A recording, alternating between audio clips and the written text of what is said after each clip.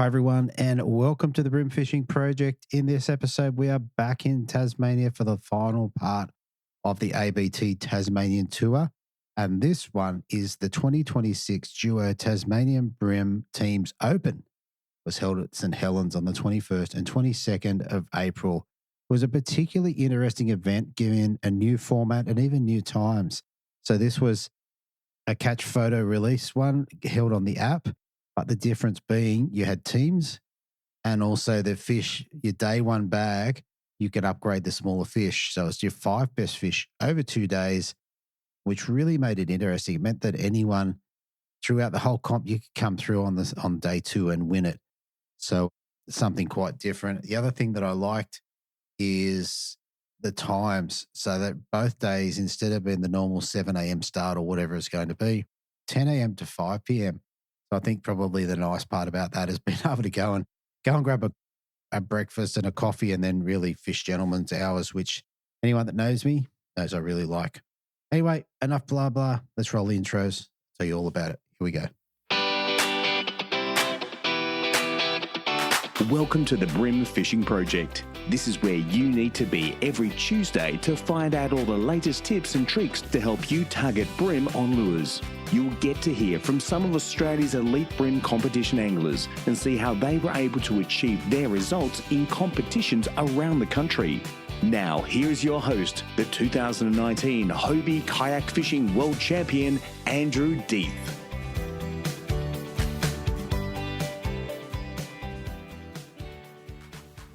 All right. One of the things I like about this event, it was brought to you by Duo. And anyone that can remember back to 2019, it was one of the lures that helped me a lot or had a lot to do with me winning the Worlds event. So very, very fond lure for me. All right.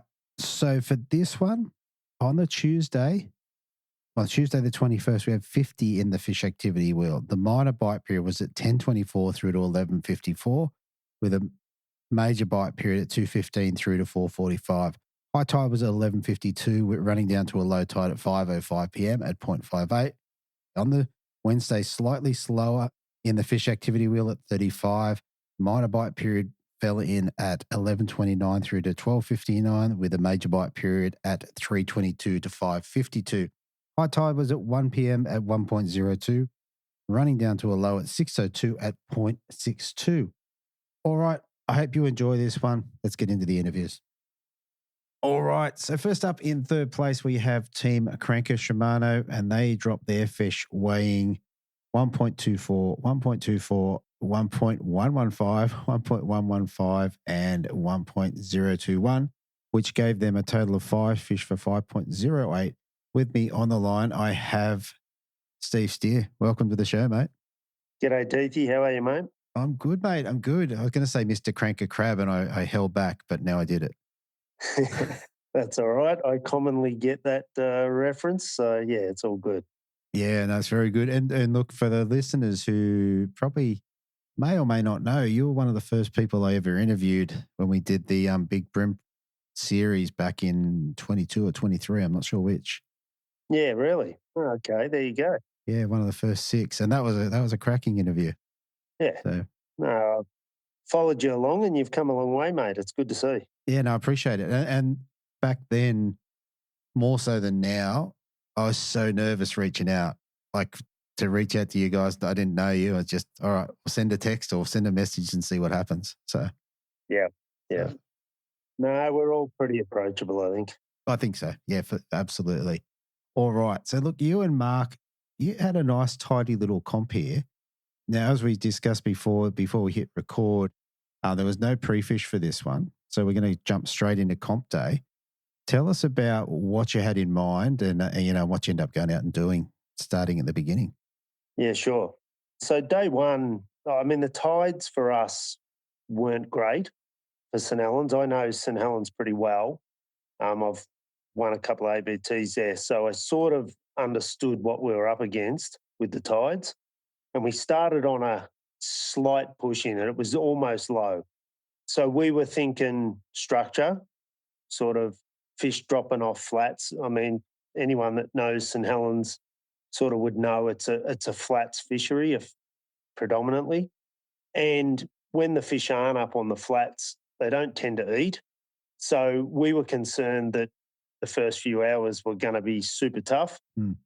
So we just went looking for sort of poles, channel markers on the channel edge so that hopefully the fish had concentrated. I'd seen them at low tide on poles before.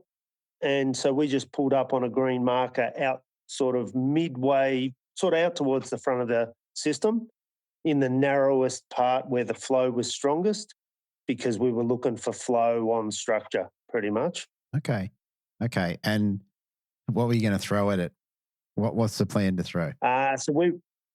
So I was throwing a crab, so spotted crab, heavy 50 mil was what I had tied on, and Mark was throwing plastics, and we were mixing it up. So we just pulled up to this pole where I'd seen schools of big fish at low tide before, and we got one fish off that pole, which was only about a 33 forker, but it started our day pretty quickly, so it was good.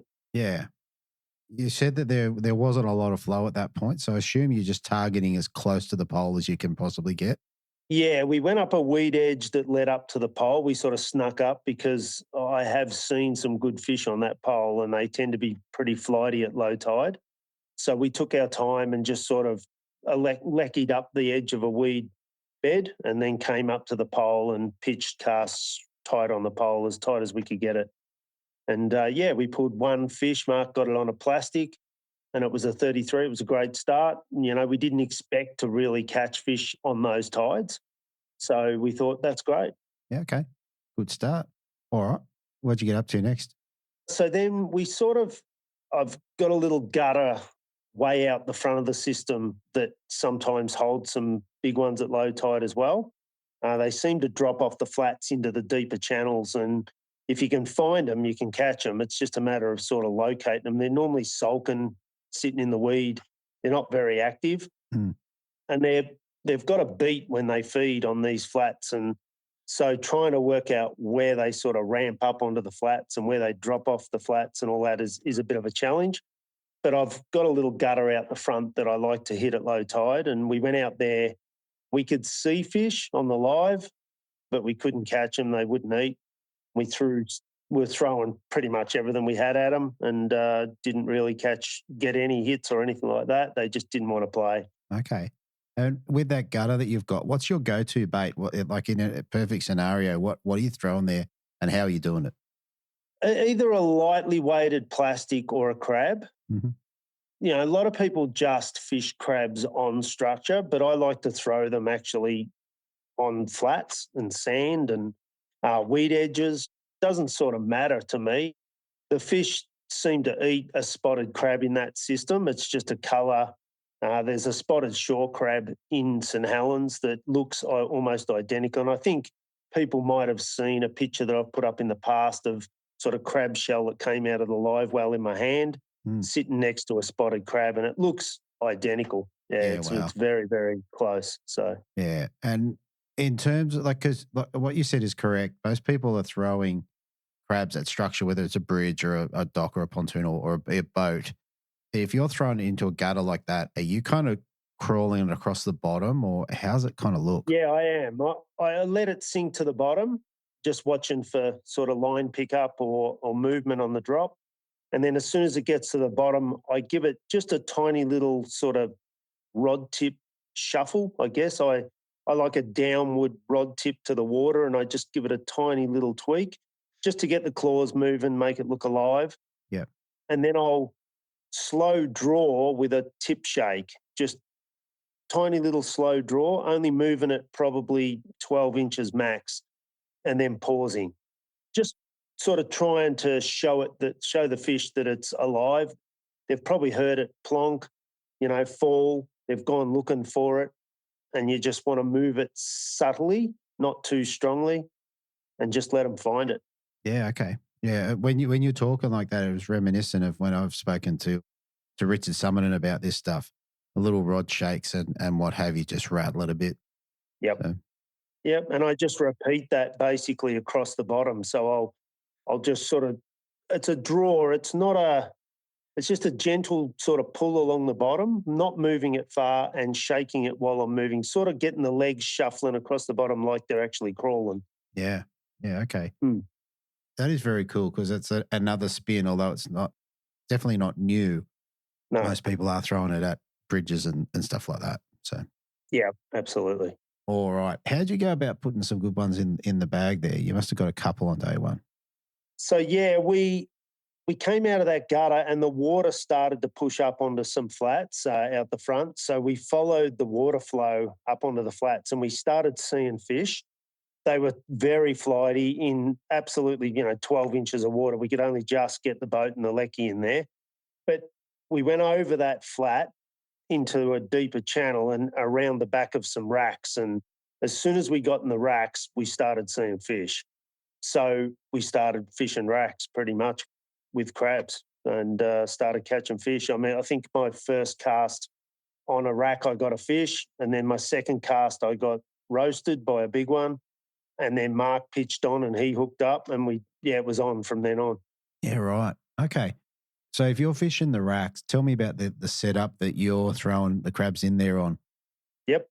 So I've got a Miller Rods Bass Freak. So it's a small Bass Freak M. It's a short rod. Yeah. I like it because it's sort of a stiff rod to, work the racks with. You can pull fish away from structure. And we're casting, Mark was running a light spotted crab and I was running a heavy. So I fished more the sort of back edges, trying to get it tight to the racks.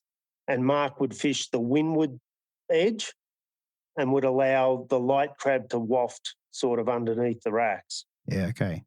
And we both caught fish, but Mark predominantly with his light crab wafting in under the baskets. You really had to put it in the zone to get the bite. Yeah. And once we did that, we were just, catching fish after fish, and it was great fun. Yeah, I'd imagine that particularly probably for Mark, the line management would have been pretty tricky.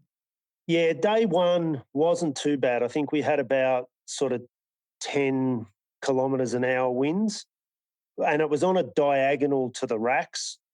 It wasn't too bad. He could sort of pitch long along the rack and then lay his line down against the rack, almost sort of parallel to it, and let the crab waft under, and then he'd just hop it around a pole, around a timber rack pole. Yeah. And then it'd waft in under the next bit, and then he'd pull it round the next pole and let it waft in under. It was working very well, the angle and I guess the wind direction. Yeah, okay. All right. And on that first day, so you end up like in your finishing bag, you've got a couple of 38s and a couple of 37s. Were they part of that first day bag? So we had 138, I think, on day one, but it actually came off a flat late in the session on the run-out tide. We had a bag out of the racks reasonably early, but we had a lot of 33s and 34s in that sort of bag. And we went across late in the session once the tide had got right up on the flats and started to run out. I find St Helens to be a run-out bite. The fish tend to love that run-out tide, particularly the flats fish. The rack fish will eat, I think, at any tide. Yeah. As long as there's not too much boat pressure, they can shut down pretty quickly with a bit of boat pressure. But, yeah, the flats are where normally the fish will get up and feed, and they'll be hungry and they'll eat when you get it at the right tide. You've got a bit of flow running off the flats. And we had that late on day one. It was really only the last hour and a half of the tournament time, which meant we didn't have it day two. It sort of disappeared the second day because we didn't have that runoff. That's right. And just getting back to the start, did you enjoy or did you not like the late start? How'd you feel about that? Oh, it's brilliant. The late start is excellent. You can go to the bakery and, have a pie or whatever you want for breakfast. It's gentlemen's hours and it really is enjoyable. It makes the tournament fun, I think. Yeah. I was interested to hear that because in my mind, I'm like, okay, I had in my head people sitting down, having breakfast before the competition and then going out, which is pretty nice. Yeah, well, they had the briefing in the morning. We didn't have to have it the night before. It was great. And everyone standing on the foreshore, having a briefing was fantastic. So Yeah, very cool. I don't know the answer to this. Like, where were you positioned overnight? we were sitting second after day one, Okay. but the leaders had a clear, I think, about a 1.1 kilo margin on us. Yeah, so a good lead. Yeah. All right.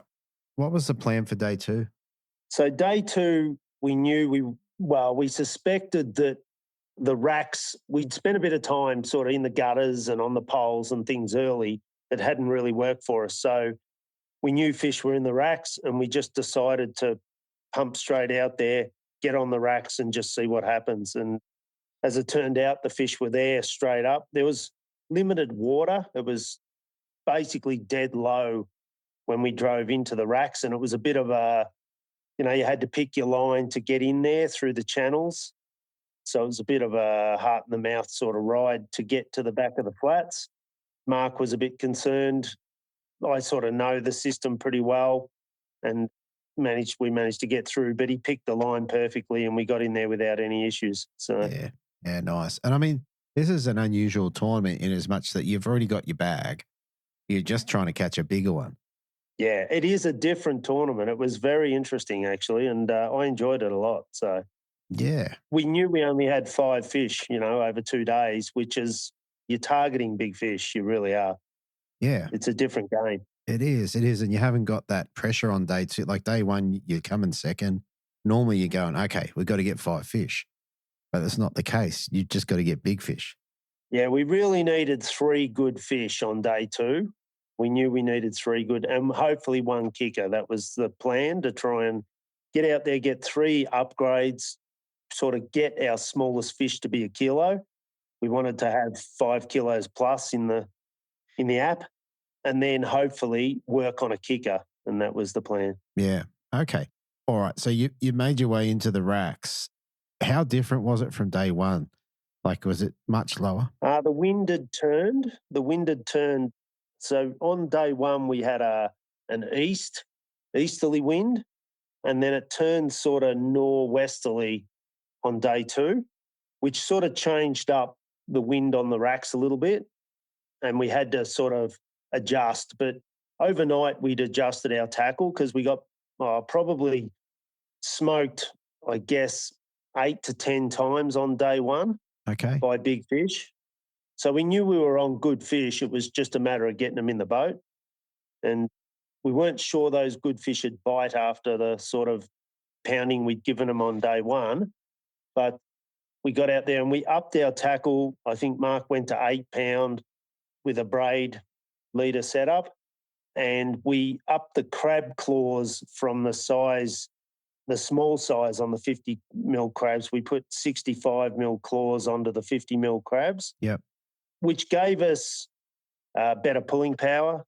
We upped our drags, and I think Mark went 6 for 6, 6 fish in the boat from 6 hookups. So we knew, that system was working. So I switched up, and then I caught them, without any issues, and we started boating fish. So it was great fun. Yeah. Yeah. I mean, it'd be unique to you more than anyone in the country that throwing crabs in there, picking your line class is definitely a fine line because obviously you want the bite. It is. So yeah. Interesting. We were getting the bite. They were pouncing on the spotted crab. They really were. They liked it a lot, and we didn't think we'd have an issue getting the bite, but we were worried about hook pulls just because you're going so hard in the racks.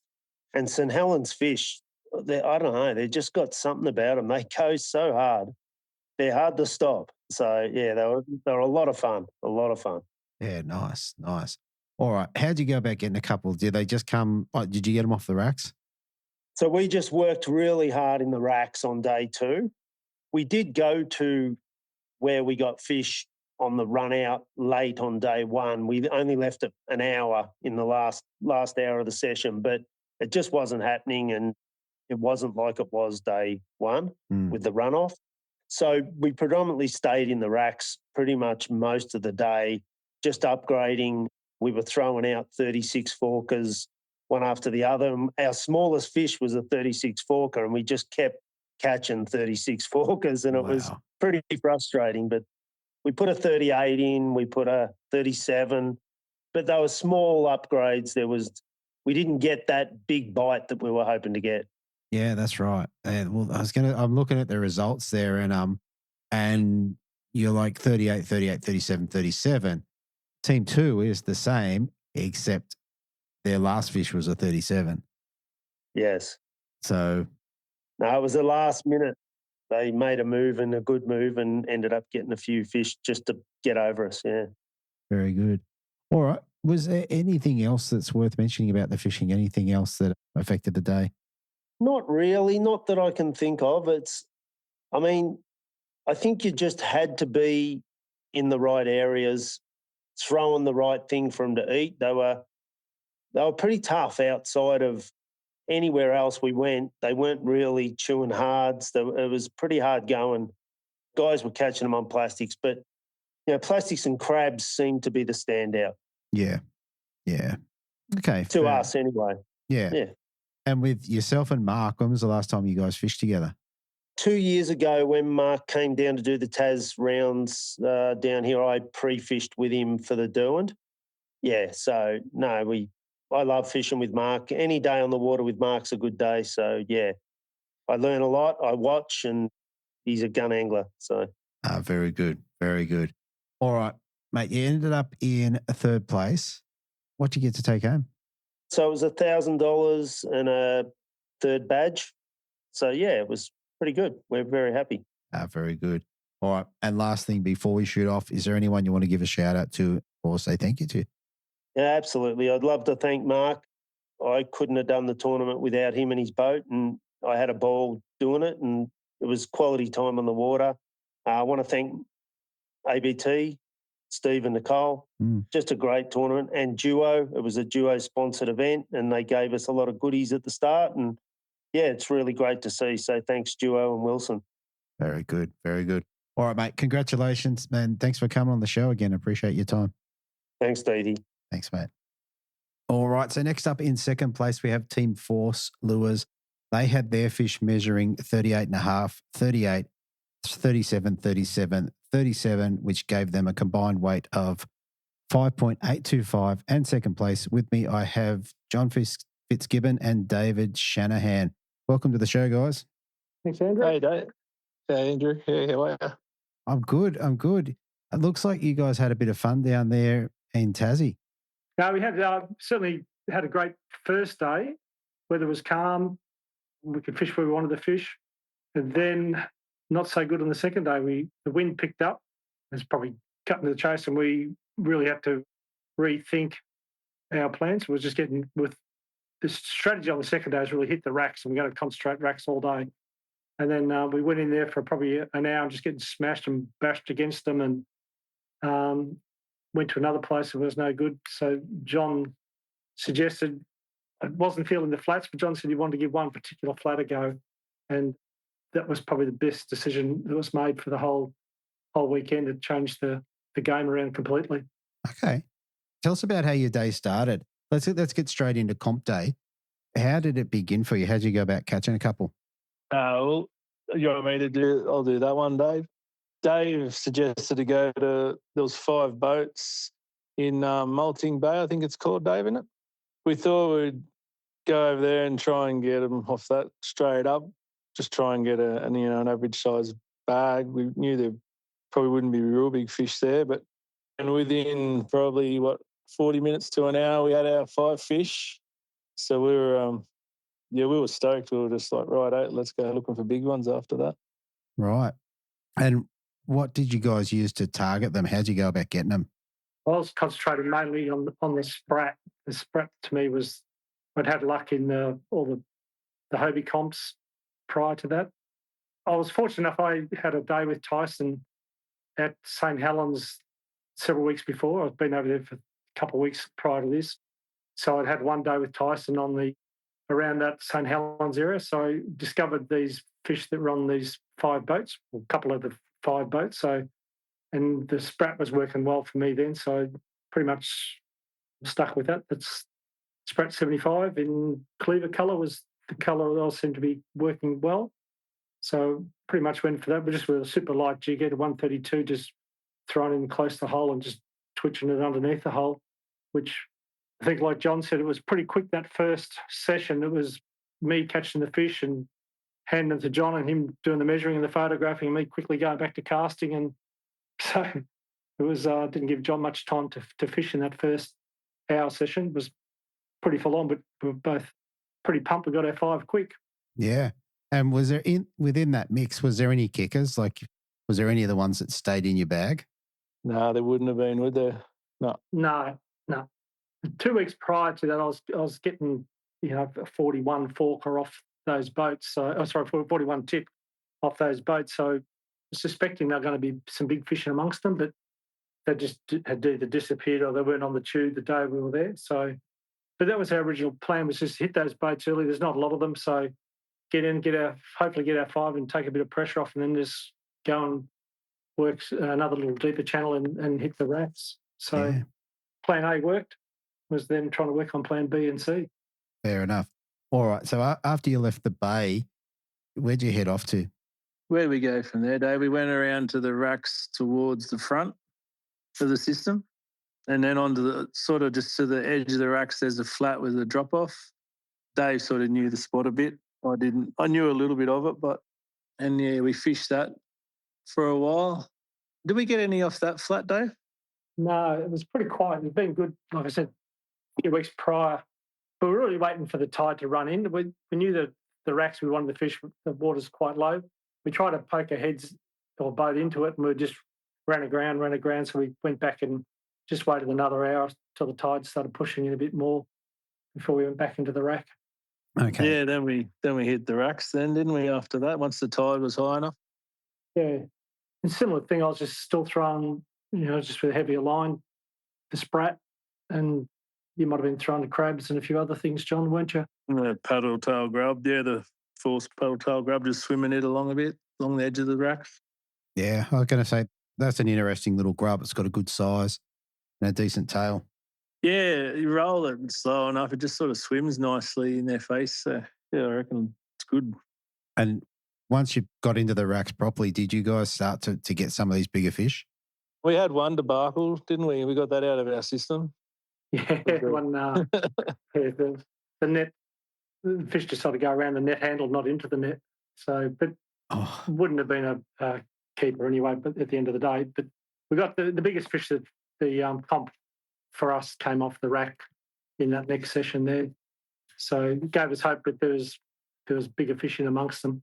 It was the second fish, wasn't it? Once we got that net debacle out of the way, we were laughing because that was a littler fish anyway. Lucky it wasn't the second one. Yeah. Wow. What did you find they were taking? Did you get them on both the forced grub and the sprats, or was it a mix, or how'd that look?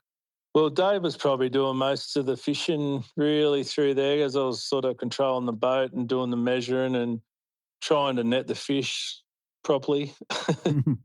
So, yeah, I kept pretty busy doing that for a bit. I'd get a cast in here and there. I think I got one through that time, and Dave might have got, what'd you get, 3? Yeah, something like that, yeah.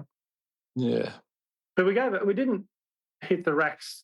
Like, we'd been there for a couple of hours and didn't pluck as many fish as I thought we might have off it. So we had one other spot I wanted to try, which is along a rocky edge, pretty deep water, between 3 and 5 metre deep section.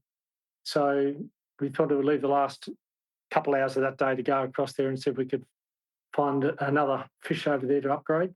Yeah. We managed to get one bigger fish, probably still one that still didn't stay for the rest of the comp, but it gave us probably our second bigger fish for the comp by the end of day one.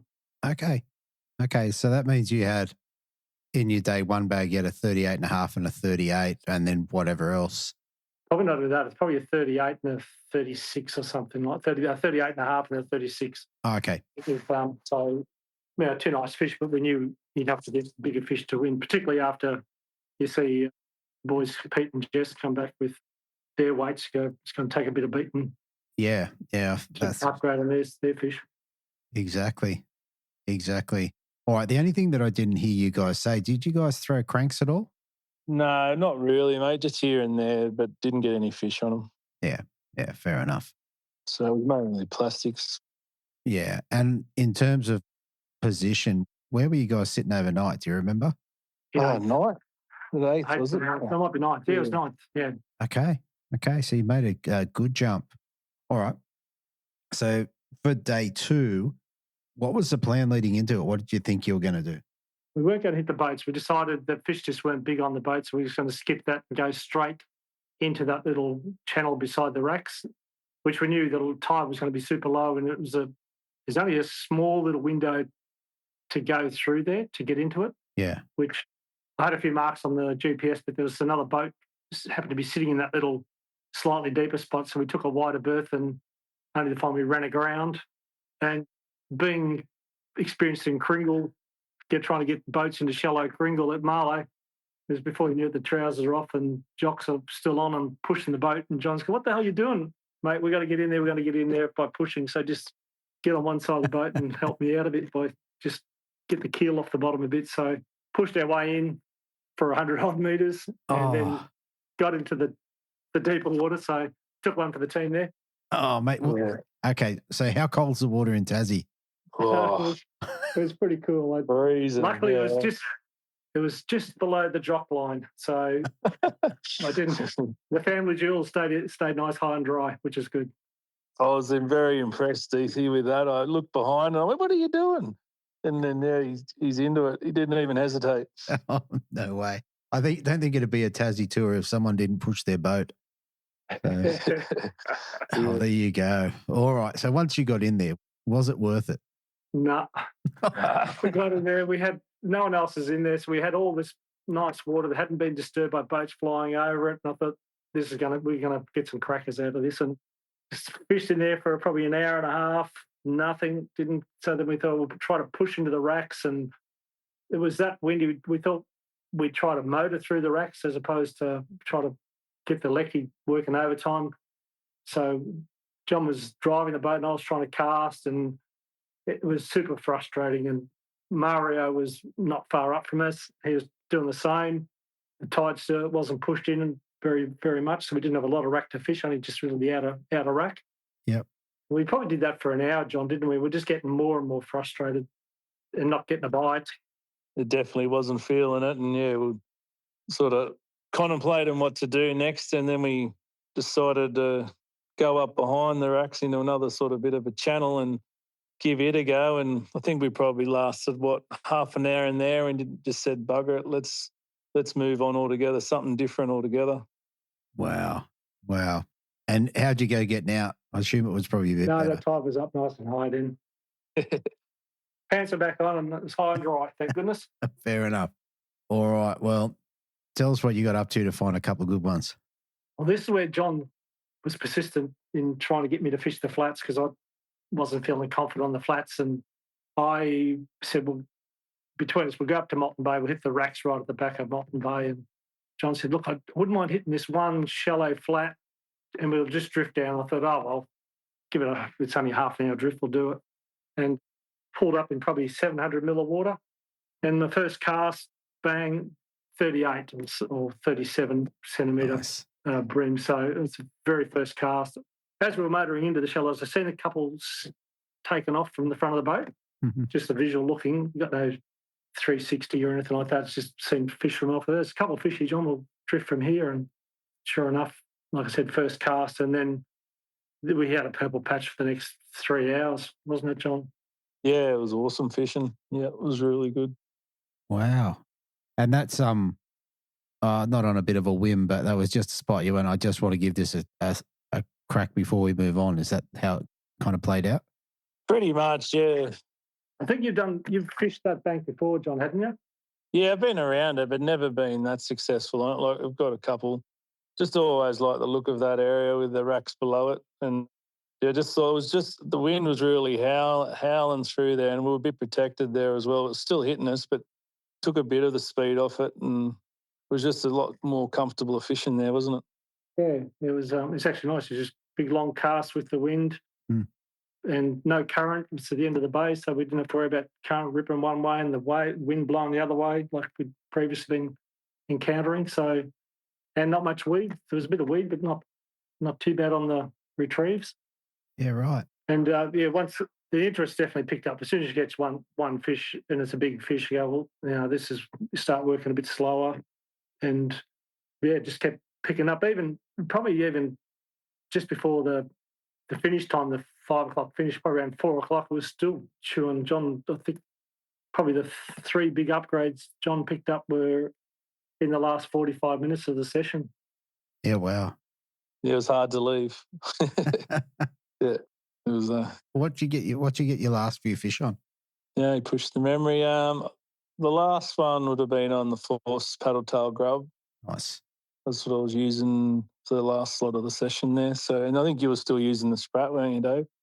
Yeah, I pretty much stuck with that Sprat for the whole time. But I don't know how many fish we turned over, but there was the reels. You could do the see it's going to be a big one. Just peel and line off to the point you go, I think we're going to lose it just about out of line. If you started having to chase them down with the electric motor to, obviously reels weren't spooled up full, but it was a case of just quick get the bit of line back on your reel before it does spool you.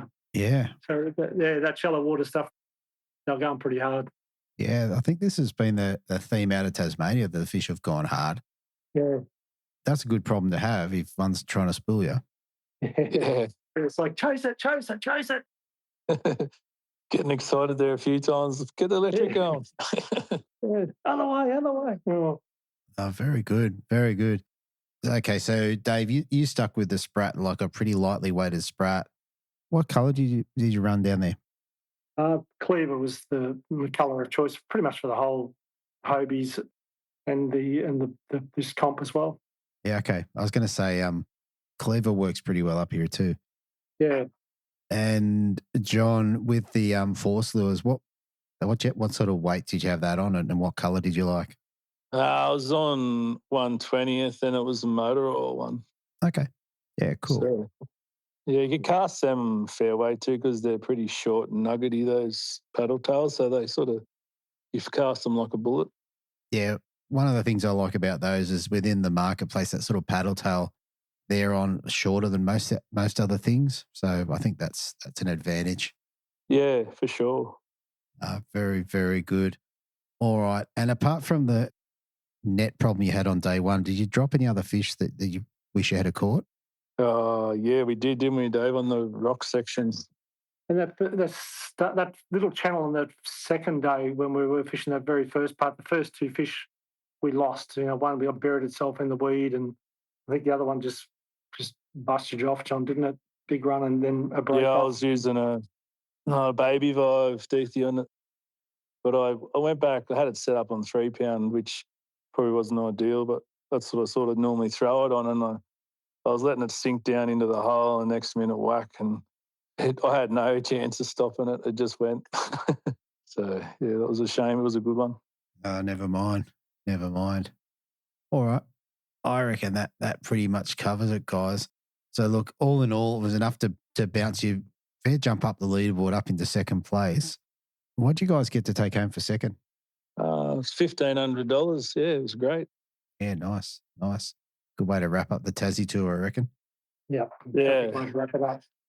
I know John had an opportunity to fish the next day, John, but you decided to just finish on a high rather than go out and struggle or catch very smaller fish or whatever. Just finish on a high. That's it. Yeah, exactly. That was really good. Good weather too. Yeah.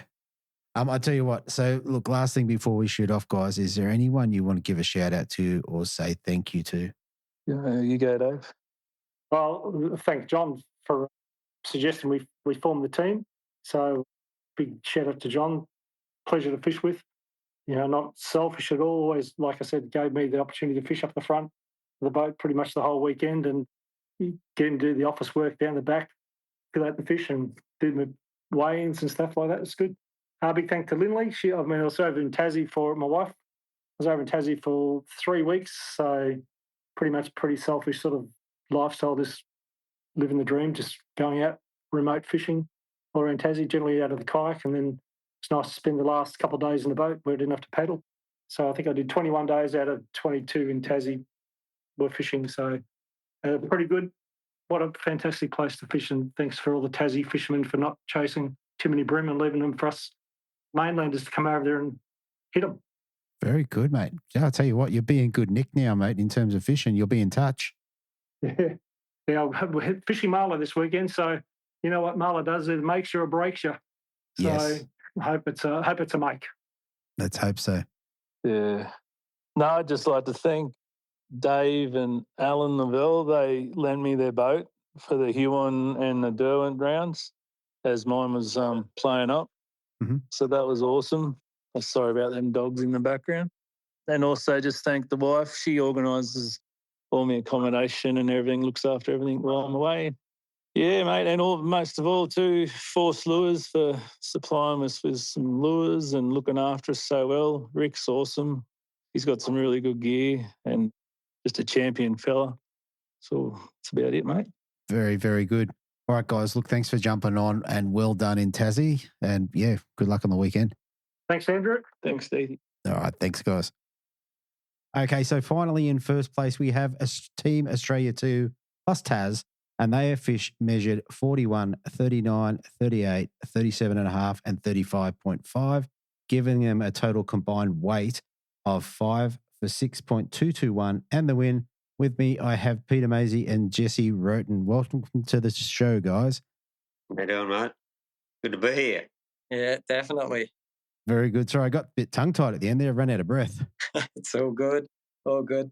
It happens. All right. So, look, I've got a question for you guys. I see this name Australia 2 plus Taz. Now, I kind of understand the Taz.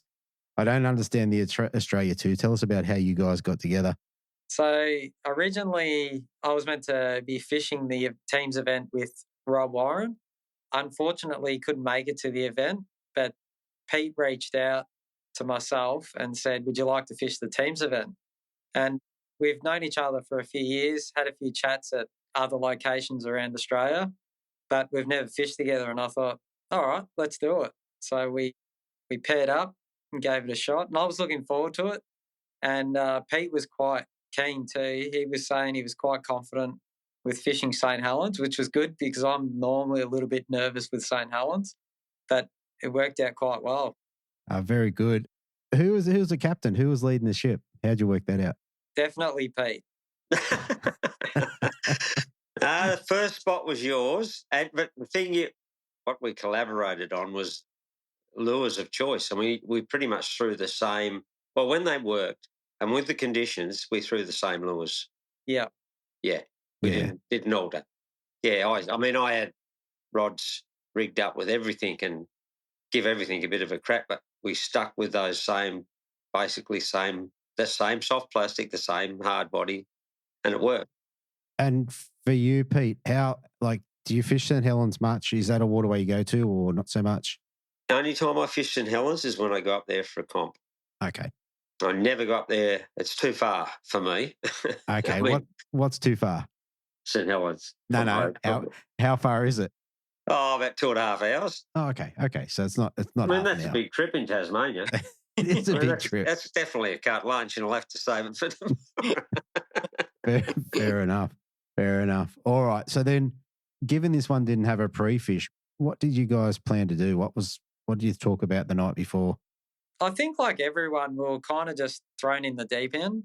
People like Pete and I kind of had previous spots that we spoke about, and we said, look, if one's not working, we can maybe have a look at the other.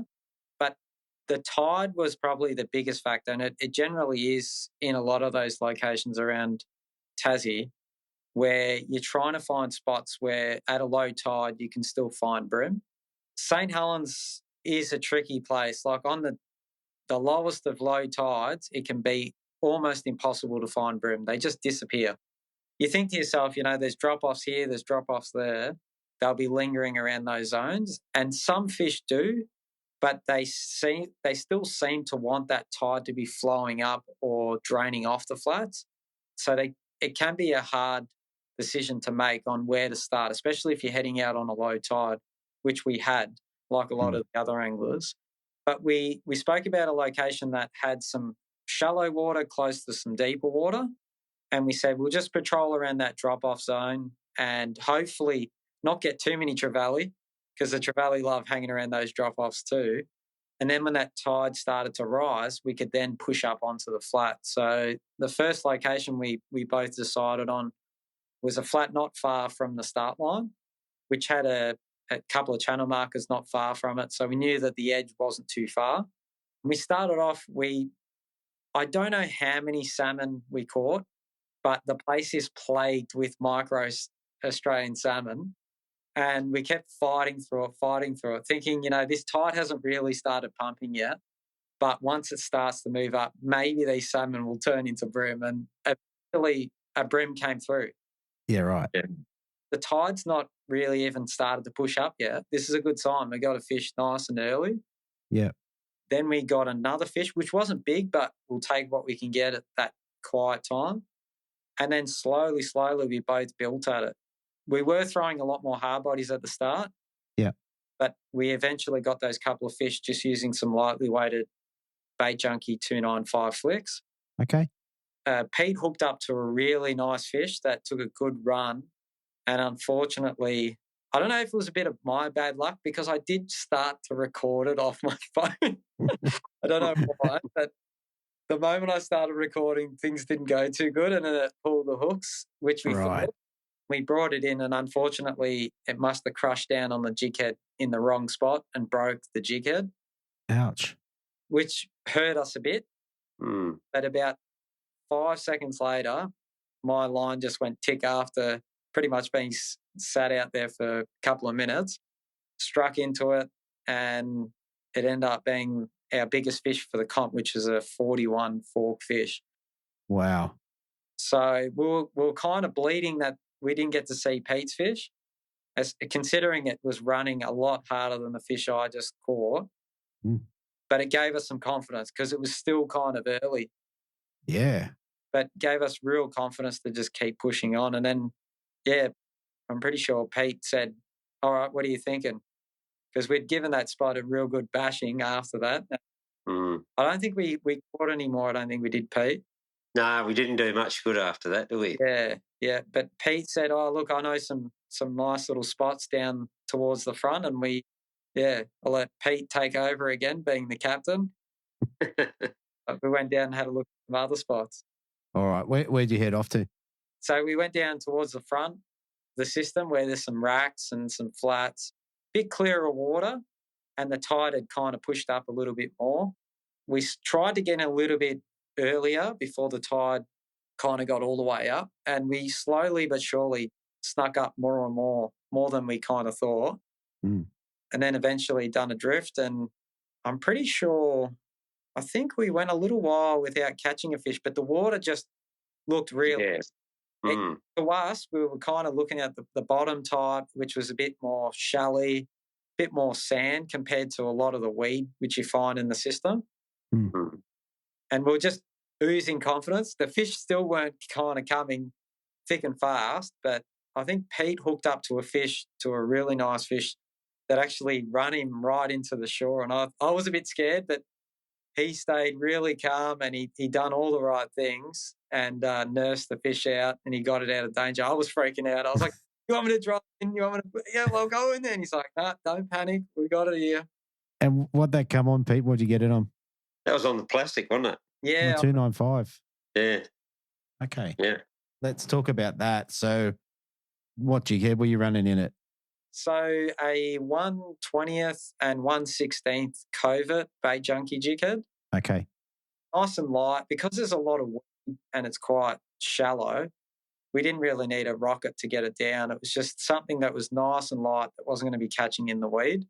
It got a bit tricky when there was a bit of wind, but we just knew that every time the lure was sinking, it was sinking like a natural bait fish or something really subtle through the water. Yeah, that's what I kind of like about those hidden weights. The other question I would have about that, have you got any tricks on how to get those rigged nice and straight? Because they're a thin little lure. They are tricky. And I think I was talking to you about this last time, Deethy, where we were trying to figure out ways to get it on nice and straight. Yeah. Even with the years of practice I've got, I still stuff them up. But the good thing is once they're on, they hold on pretty good. Yeah. But speaking with a few of the other anglers, nice and slow. And I think you were saying last time even bunching the plastic up, squeezing it quite firmly, Yeah.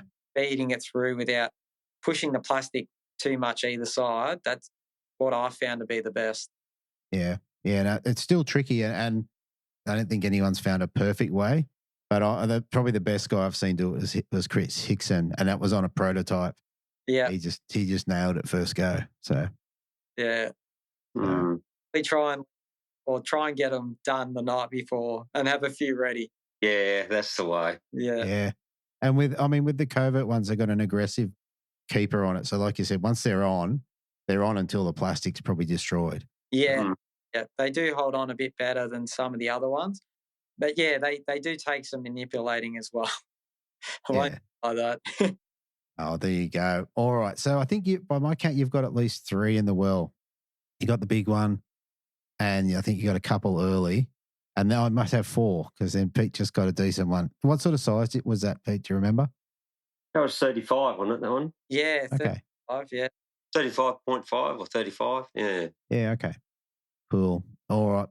How'd you go about upgrading? Did you stay with the plastics or do we get over to some hard bodies? Well, we used a bit of both, didn't we? Because that spot that over there, I like that on the run-out tide. And it's fairly shallow up in close. And there's a little bit of sand comes off the shore in places, although there was a lot of weed everywhere, wasn't there, Jess? Everywhere you went, there was lots of green weed. And so the environment had changed quite a bit from what I'd fished before. But that spot on the run-out tide, and it proved to have good fish on it. So we ended up being able to fill our bag there with pretty good fish. Yeah. Yeah. And actually a bit of breeze picked up. Wasn't too crazy, but a bit of breeze picked up and a little bit of cloud. I don't know if it was cloud. It was really odd conditions. It was like the low, cold south of Tasmania, Mm-hmm. where like even in the mid-afternoon, the sun disappears somehow. And when we got a bit of that shade and a little bit of breeze on the water, I started throwing the jerkbait a bit more, the in-feet Sazanami. Been a good one for me over the years in that shallow water, especially in St Helens, where I've had some good results. And I think the next fish we got was another nice fish, which we were excited about. I think 39 forker, which crunched the hard body, took off, and it screamed away. Like all the flats fish there, they fight so hard because of that shallow water. And I know myself, I just want to get them in as quick as I can because I don't want them to go in any weed or anything else. But you just got to nurse them back in and enjoy the fight. Yeah, yeah. And that the Sazanami, they're only one size, they're about 40 mil. No, a little bit longer, 60 mil and about 3.5 grams, I think they are. But yeah, they're quite a skinny lure, and Pete was mentioning it over the weekend, over the comp, where they cast like bullets. So they've got that gravity system or the oscillating system where the weight actually goes from the front of the lure to the back to help with that aerodynamic casting. Yeah. And then when you twitch it, that weight will roll back to the front of the lure. Yeah. Or slide back, whichever way it is. Yeah. And they're not really aggressive in their action. So they look pretty good, and you can always manipulate them a little bit more, put a fair few more twitches. But like Pete and I were doing, we were just mixing it up. Sometimes slows, sometimes more aggressive, just trying to keep it interesting and trying to find a pattern. It was hard to find a pattern, even though we thought we were onto a pattern. We were looking at the scorecard later in the day, and it was weird. It felt like we were smacking fish, but on the scorecard, it was like 1 fish an hour. So it wasn't thick and fast, but we knew we had a fair bit of confidence in what we were doing that another fish would come through. Yeah. You must have got another 1 or 2 in that period to get you. I think you were like 5, 6 or something like that after day 1. Yep. Yeah. How'd you get a couple more? So we done another loop back around the area we were fishing. When we went back around, the flat where we were struggling to get onto now had a fair bit more water. While we were sort of drifting down to that rock edge or that bit of an edge, I threw a few casts out the side and just caught one out in the middle of nowhere, which I tried to repeat back on the second day, but couldn't get a fish to it. No, we never got one fish down. Yeah. Oh, Yeah, I think maybe I hooked a leather jacket. The weirdest thing you could ever That's it. flat oh, jacket. Yeah. leather jacket wins. Yeah. So, there you go. And Pete, when you're fishing down there, like what sort of lures are you normally running? MW60s, 2s, I like them down there. Lay down minnows. Oh, I've done well down there on pontoon 21s, but you can't get them anymore, the old greedy guts. Oh, yep, like the greedy guts, the crackerjacks and all that sort of stuff. I've got deep ones, but I've got no shallow ones. And that's the secret. You've got to have a shallow lure down there, I think. It's just so susceptible to shallow fishing. It's an area where you can pick up so many fish in the shallow stuff, They're all up there on the high tide. Yeah. And for you, like most of the Tasmanians I speak to, they're all pretty much jerkbait bites. Is that what you're about, or do you do a bit of plastics? Yeah, I love my jerk. Yeah, I love it. Yeah. Okay. I was going to say you're in one of the best spots in the country, so it's not surprising. Yeah. So how did you guys round out your day? I don't know.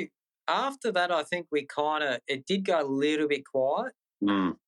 But we said, all right, maybe we'll go out and look for some new spots, maybe for the next day in case those other areas didn't fire. So we went down to the racks, which we weren't planning to fish any racks. We were watching and looking at other anglers fish the racks all day. And we were quite excited on how the fishing would be in those racks, but we were also nervous on getting them out because we'd heard so many horror stories that we thought we'd kind of play it safe and fish some of that more open water. But in I think it was the last half an hour or 40 minutes, we fished the racks with a lot of nerves. Yeah, okay. Yeah, we weren't really. You need a heavy leader, You can't go in there with 4 pound, 5 pound and think you're going to have success because that ain't going to happen. Yeah. Yep. It's just not going to happen. Yeah. We actually chatted with a few of the other anglers and they said that who were fishing the racks, and they said, when you get in there, you've got to cast your lure in, let it sink, and then slowly hop it back. And I thought, mate, I was just casting it in, clicking it over, winding it back. I said, what I actually thought. Yeah. If you get a hook up, you're coming in. Yeah. You're not going anywhere. That's it. And did you pull any out of there? Unfortunately not. I hooked a salmon that just about got ripped into the boat when it took the lure. Yeah. Yeah. Nice. Yeah. Nice. I fished there with Chris Hickson about 6 years ago, and he's a gun in the racks. Yeah. And he's locked up drag, heavy leader. He just winches them in, Yeah, that's the way you got to treat him in the racks, 100%. I mean, he lives on Rack City pretty much. So he does, doesn't he? He does. Yeah. He does. All right. So you guys ended up, as best you guys were in front on the end of day one. Now, I did say to Jesse before, I sent him a message on the first comp when you were doing really well. And I looked at the scoreboard and I went, I'm not going to send you a message today. So I didn't want to, I don't want to jinx you. Yeah, all good. All right. Day two, what was the plan? I have to admit, I woke up quite nervous. Yeah. There was a funny story. We were both, I think Pete was pretty confident. I was a little bit, I was half-half. I was a bit nervous because in these events, especially this one, if you've had an average first day, you could catch an awesome bag on that second day and be level with us. So it doesn't take much to get back up. As we've seen with Team Force Lures, who ended up second, it doesn't take much to catch up. So we were a little bit nervous. Pete kept his calm. I was quite nervous. But there's always got to be one that's keeping their cool. So luckily enough, Pete was. But we didn't want to overdo it. We just said, we'll do what we did yesterday and hopefully we can just get one of those bigger fish like we came across on the first day. I was a bit unsure whether, some boats might move in on us, but everyone kept their distance, especially in that first half of the day. And we fished on and there was not meant to be any wind at all. It was meant to be calmer than that previous day, which I thought for St Helens, you kind of don't want it too calm, but you kind of don't want it too windy either. You kind of want to be able to feel what you're doing as well. but it ended up being a lot windier than we thought. We were struggling to keep on that drop-off, which we were sitting on the first day. We were casting lures and they were flying back at us, and it was all... Yeah, it wasn't working, was it? Nah. And I actually, we had a bit of a giggle. This was probably 5 minutes into struggling. We were coming up to one of the channel markers, which we were fishing close to, and Pete had a little bit of a giggle, and I said, what's going on? And he goes, had a dream last night. And I said, oh, did you? And he goes, yeah, I hooked a big fish on this pole. I said, oh, yeah, that's good. I said, what happened? He goes, it busted me off. I said, do not mention that story. Why'd you tell me? Why did you just... Yeah. So the big question is, did you have a cast? We did, but we were, on thin ice. We were shitting ourselves. Fair enough. So what'd you do? So obviously you had to change tactics a little bit. Yeah, we tried to get the wind at our back. So we tried to fish that spot. It was, with the tide being an hour later, it was much lower than what we had on the first day. But we stuck it out. We were getting a lot of floating weed, a lot of wind, struggling to keep the electric there. I think at one stage we had to pull the electric up and take off and trim off all the weed wrapped around the propeller. And then we said, this isn't working. So we decided to go and have a look at some new spots that we'd both sort of been to in the past, weren't sure about, but we thought we'll just go in there and it might be out of the wind. And Pete said, I know some spots where we can maybe tuck out of the wind, which I was happy about because we were fighting the wind as it was. Yeah. So we ended up going into, I think it's Molting Bay. Mm. And we had a bit of a fish. We weren't 100% confident first up because there was a lot of weed that had overgrown over the areas where Pete and I had fished, but mostly where Pete had fished. But we thought we'll just do a drift, and we started seeing a few patches where Bream had been digging and stuff like that. And we both looked at each other and we were oozing confidence, but we just weren't finding the fish. So we still never had a fish to that point. Yeah. That was around 12 o'clock, I think, maybe a bit later. Oh, yeah, late start. Yeah. Pete said, oh, look, maybe we'll start to head out where we finished up on day one. And same thing, we pulled up on that flat where I'd caught that fish randomly, thinking maybe I might pull another one of those random fish or Pete might hook one of them.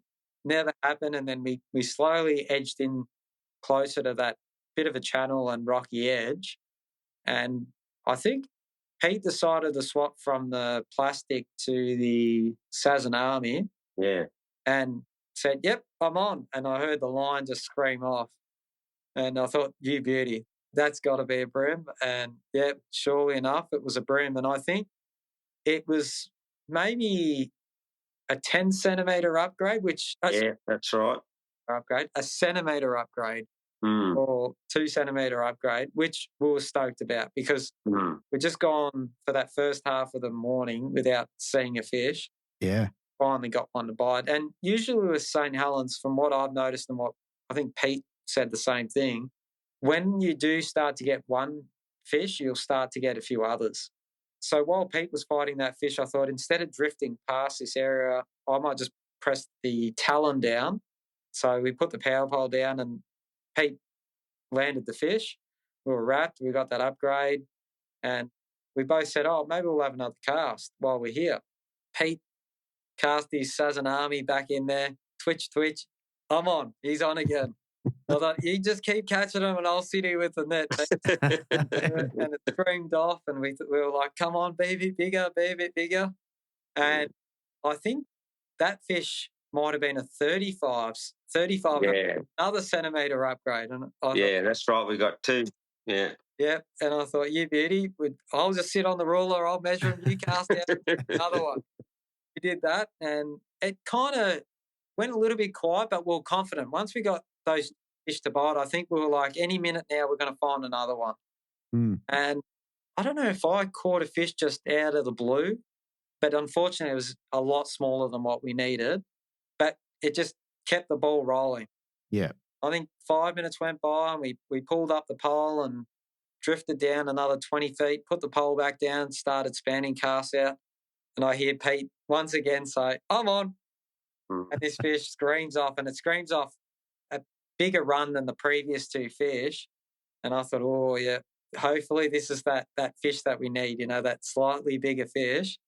And, he just took his time, enjoyed the fight. We were both eager to see this fish come in and go straight into the net, which it did. Yep. And we thought, that one's a bit bigger. That's the one we were kind of looking for. And we put it on the ruler, and it was a 37.5, which was bigger than what we ended up with. I think that was the biggest fish we caught. Yeah. That was the biggest session we had. Yeah. Yeah. Okay. Yeah. And that made us very happy. All we thought was we needed one more to get rid of a 35.5. Yep. Yeah. So we put our heads down and tried our hardest to catch that bigger fish, which never ended up looking like it was going to come. Mm-hmm. The last probably 5 minutes of fishing, I hooked the fish, and we thought, that's it, this is it. It just screamed off as hard as it could. I actually switched back over because we'd thrown the Sazanamis till there was no paint left on them. Mm. We'll cast out one of the 295 flicks, went tick, brim on, and I thought, you beauty. Nicer fish. We nursed it in, and then at the net it wanted to play up. We just could not get it in the net. All we wanted to do was get it in the net. Oh. We're running out of water. Yeah, we're running out of water, running at the time, and we finally got it in. I put it on the ruler, and it was a centimetre smaller than our smallest fish. Oh, no. After all of that time.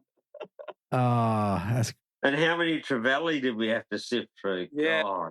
Yeah. And big ones. Yeah, big trevally were being quite a nuisance throughout the session. And I think that was pretty much it. Pete said if we stick it out here any longer, we're going to run aground and not get out of here. Yeah. We just... It's a pretty touchy spot, that shoreline. You do, the fish are there, but you got to give yourself time to get out of it too. It's pretty tight. Yeah. Yeah, I think it wouldn't be the first time I've heard of guys getting out of their boats trying to push them out in their undies and that sort of stuff. He was down to his shocks at one point. I wasn't going to say, but yes, was Mario. Yeah. Well, there you go. Okay, let's just double back on a bit of the gear and stuff. So you basically caught your fish mostly, from what I can gather, on Sazanamis and 295 flicks. Any particular colours of the plastics? So red herring was a good one, and bloodworm. So real nice subtle colours. I think I decided on the bloodworm because it was a real clearish type colour, and because the water was so clear, something that was going to blend in without being too flashy or too bright was what I went with.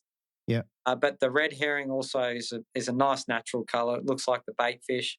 It's worked for me in Tas before, especially on the Derwent as well.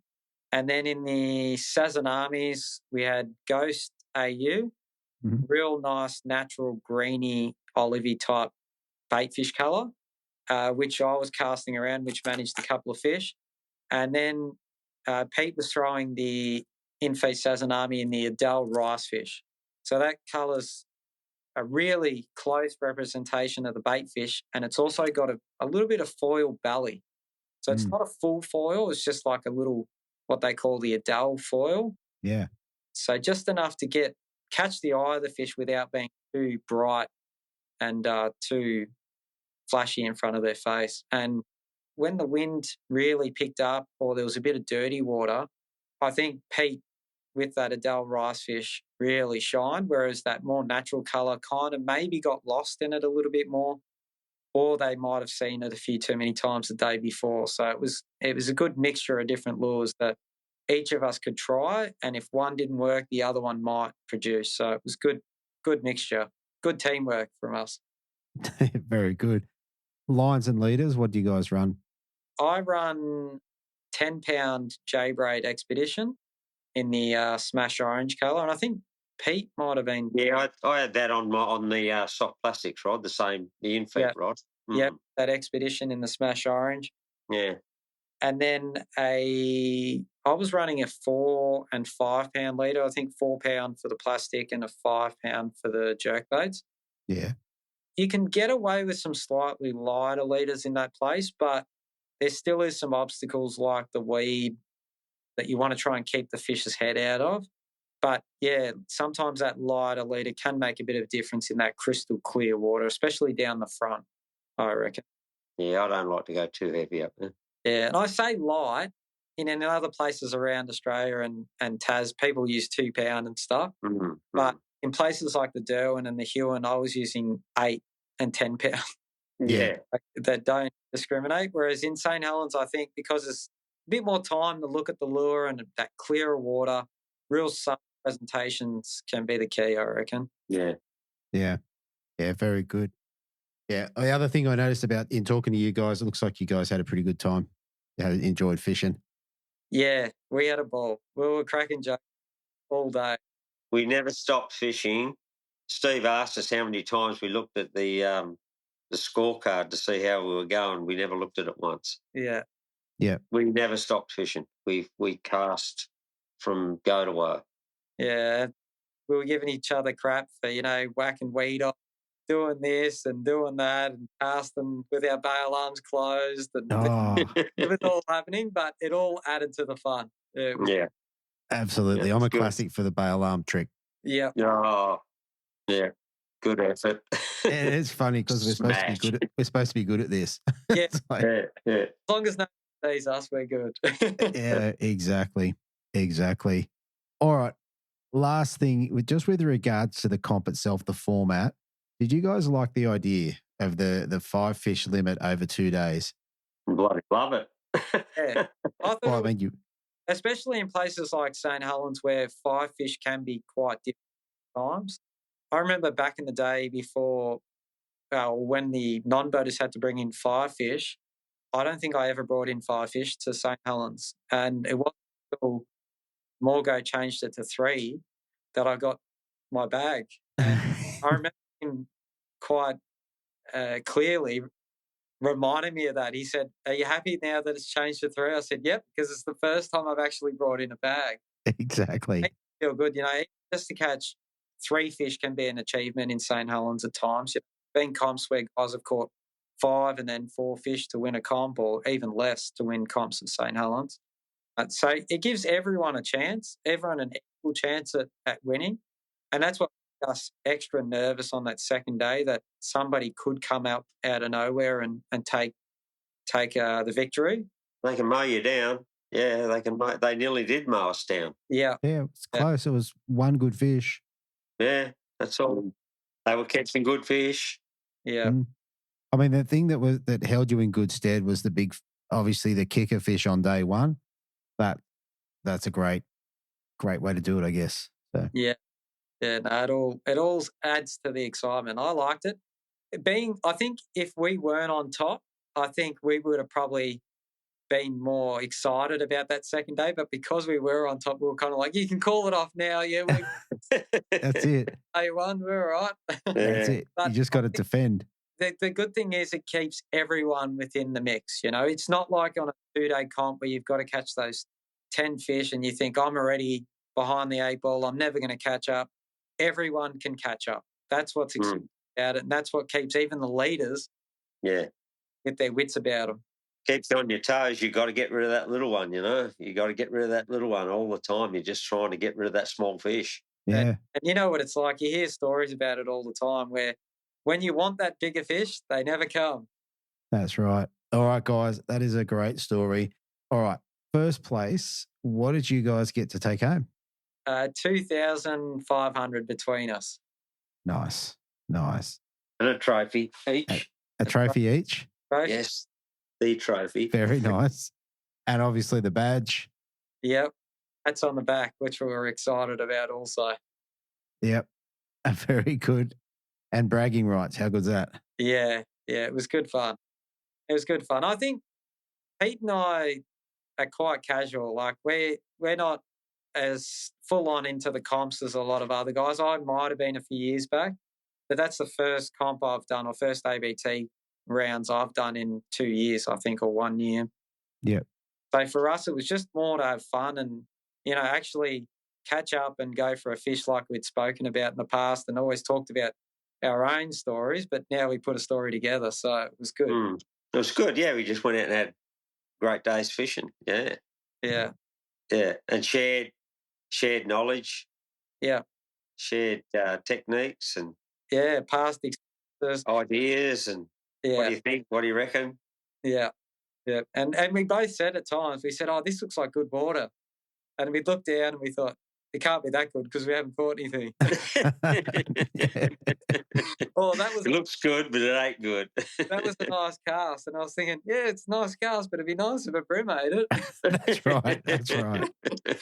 Oh, very good. All right. Yeah, Last thing then, guys, before we shoot off, is there anyone you want to say thank you to or give a shout out to? Yeah, definitely Pete for reaching out and suggesting we fish as a team. Thanks, because I wasn't even going to go up there. Yeah. So it just so happened it worked perfectly for us. Yeah, it was good. I'd like to thank Mario for organising pretty much my trip and getting in touch with Pete as well. Mikey Vukic as well for having a laugh with me and giving Hazy and Mario a bit of crap too. Hazy also, Spew and Robbo couldn't be down there, Rob Warren, but always love fishing with Robbo. He's good. He's taught me a lot over the years, and so have the other boys. Daiwa have been a big supporter, and it helped us, get the win with the lures, the rods and reels. We were using in-feed rods and reels, some certates, and it all helped and getting that win. Steve and Nicole for hitting such a beautiful place. Without them, we wouldn't have these comps. Organising it, especially a teams event, it's a good way to get people together, have a laugh. Nothing's too serious. As much as it does sound serious at times, we were laughing our heads off along with a lot of the other anglers. Everyone was having a good time. No one was playing for sheep stations. It was really good fun. Yeah, it was excellent. And hat off to Steve and Nicole. They do a great job of getting those 3 rounds together and getting everyone down there and organising. And I've been talking to a few of the Tassie boys and get our classics going again and get a few more Tasmanians on board with doing these rounds, these ABT rounds when they come down, because that can just bump the field up a bit more, and they need to have a bit of involvement. They're down here. They need to jump up and get on board with it. Yeah, right. Like especially in those other arenas, like the Huon and like the Derwent, and even at St Helens, it's not always grim fishing at St Helens, but it's exciting fishing. They hit on a jerk bait, they hit on a plastic, the fight you get from some of these fish, and some of them are just tanks. Like that 41 forker, and even the fish that Pete unfortunately lost, they just took off, and they don't even look like they're going to stop. No, go on and go on and go on. There's a lot of places on the mainland where the fish just don't fight anywhere near as hard or hit a lure as hard as they do in Tassie. And places like the Huon and the Derwent, guys were catching 40 fish in a day. Yeah. And they were just like, this is ridiculous. Kilo fish getting thrown over the side, left, right. If anyone's got the opportunity to get down to Tasmania, definitely worth a go. Like, I love it. I adore the fishing over there, whether it's hard or it's on fire. It's exciting. And it's great fun doing it with someone. Yeah, very, very good. All right, guys, look, this has been a great chat. Look, well done on such a good win and having a good time doing it. Appreciate you coming on, and hopefully we talk again soon. Thank you very much. See ya. Cheers. See you later. See ya. Okay, so that just about wraps it up for the Tasmanian tour for the ABT. I think it was a success, and in talking to all these anglers, all the different anglers, they had a really good time down there, with some of them saying both on the recording and after the recording that, yep, if we go back, ABT goes back, they're going down again. They won't miss it. So it kind of, I guess it gives you a bit of an idea about what's going on. So I hope you enjoyed it. A lot of thanks to Steve and Nicole for supporting the Bream Fishing Project on this. I really appreciate it. I hope you guys enjoy it. Let me know what you thought. And yeah, we'll talk to you next time on the Bream Fishing Project. Thanks for listening. Hopefully you were informed, inspired and entertained. If you were able to learn something or just enjoyed listening, please consider subscribing and rate us on your favourite podcasting platform.